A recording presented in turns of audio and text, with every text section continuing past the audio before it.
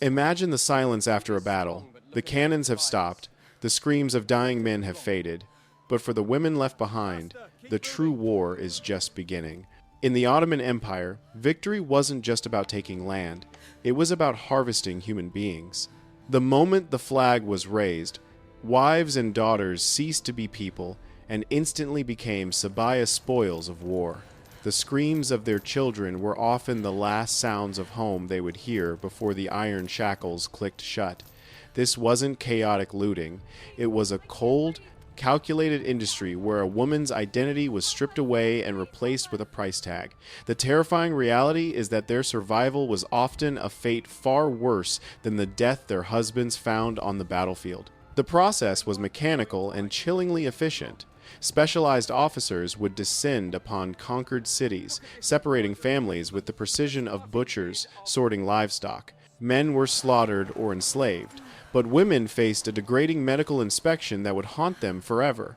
Ottoman doctors poked and prodded them in the open streets, checking their teeth, examining their bodies, and calculating their fertility like they were buying a horse.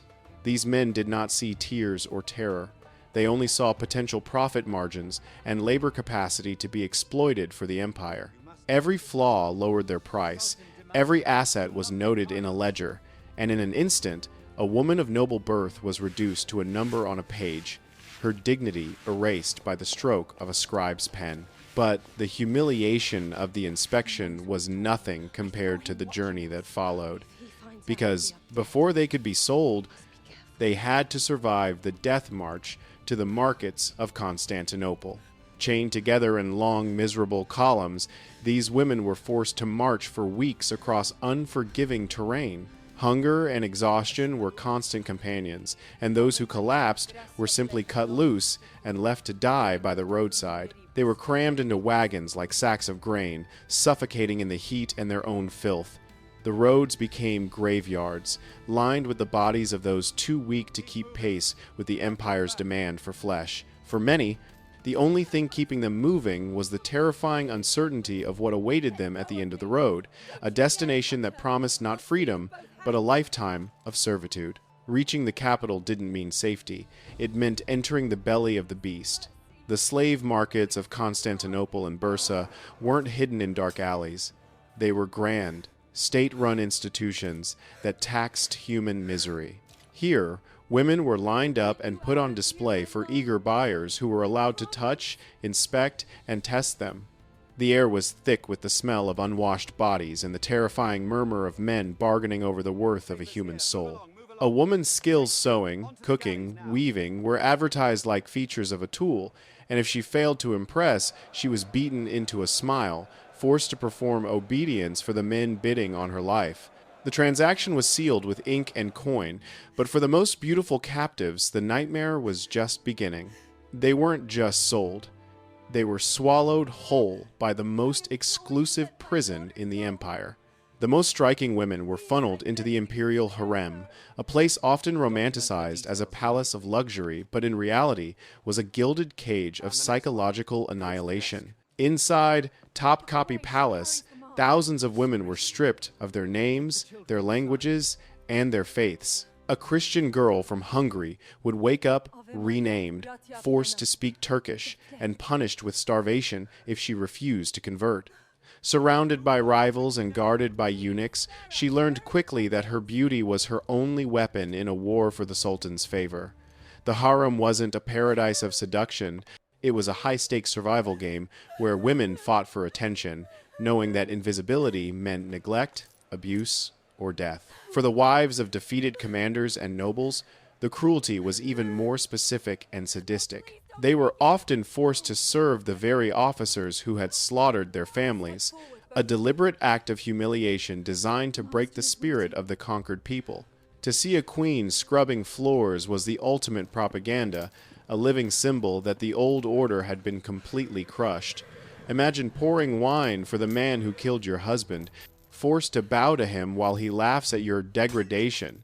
This was the psychological warfare the Ottomans perfected. But the empire didn't just want their labor or their bodies, it wanted their bloodline. The ultimate tool of erasure wasn't a whip, but a womb. The Ottomans weaponized motherhood. Any child born to an enslaved woman automatically belonged to the master, not the mother. Women were turned into breeding vessels, forced to raise children who would grow up to be soldiers or servants of the very empire that enslaved them. She would nurse a baby that the law regarded as livestock, knowing that at any moment, the state could tear him from her arms forever. The bond between mother and child was severed before birth, creating a generational cycle of slavery where a woman's own flesh and blood became the property of the state.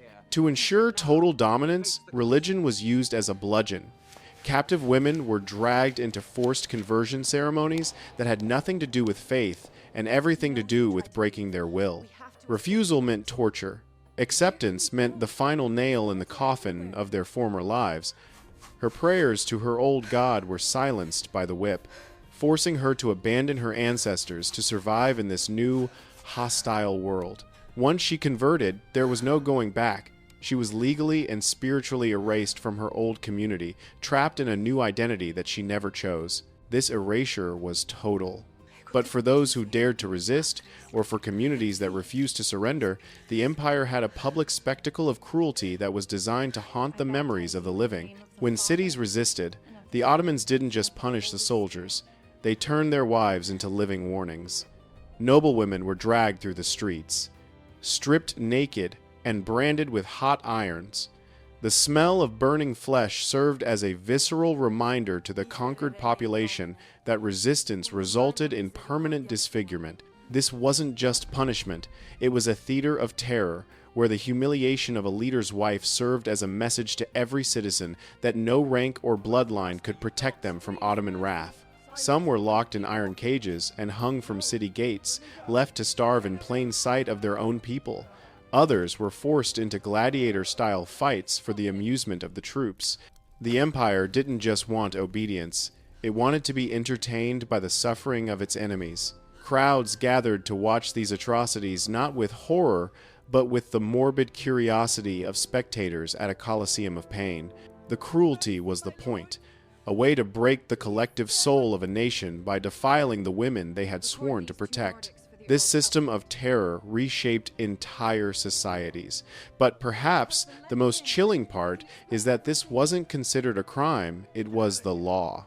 Every act of brutality, the branding, the enslavement, the forced conversion, was legal, documented, and taxed.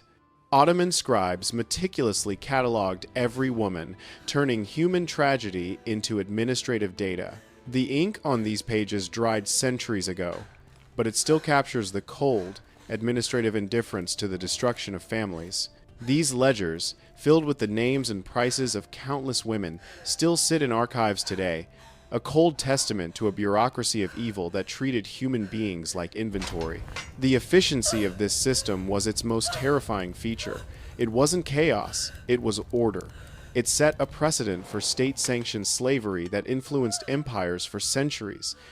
The Ottomans proved that you could strip away humanity while wearing the mask of civilization. It demonstrated that the most effective tyranny is not chaotic, but one that is organized, regulated, and brutally efficient. They showed the world that if you write cruelty into law and stamp it with an official seal, you can commit atrocities on an industrial scale and call it justice. The battlefields have long since gone silent, but the legacy of this erasure echoes in the silence of history. We know the names of the sultans, but what of the millions of women whose names were stolen? Survivors of this system returned home as strangers, if they returned at all. Many were rejected by their families as tainted, living out their days in trauma and isolation. They walked among their kin as living ghosts, forever marked by the shame of what they had been forced to endure to stay alive. They were ghosts in their own lands, unable to speak their native tongues or pray to their old gods, living evidence of an empire that had consumed them body and soul. History books often gloss over these details, focusing on architecture and military victories. But we must remember the women whose lives paid for that grandeur. Their stories were not written in ink, but in scars. We cannot let the magnificent architecture of the empire distract us from the mortar of blood and tears that holds those stones together. We owe it to them to look past the golden myths of the empire and see the dark reality of the chains that built it. This is a history that was meant to be forgotten, erased by the very system that created it. But by remembering them, we break the final chain. If this dark chapter of history shocked you, hit that like button to honor the forgotten. Subscribe and ring the bell to join us as we uncover more truths buried by time. See you next time.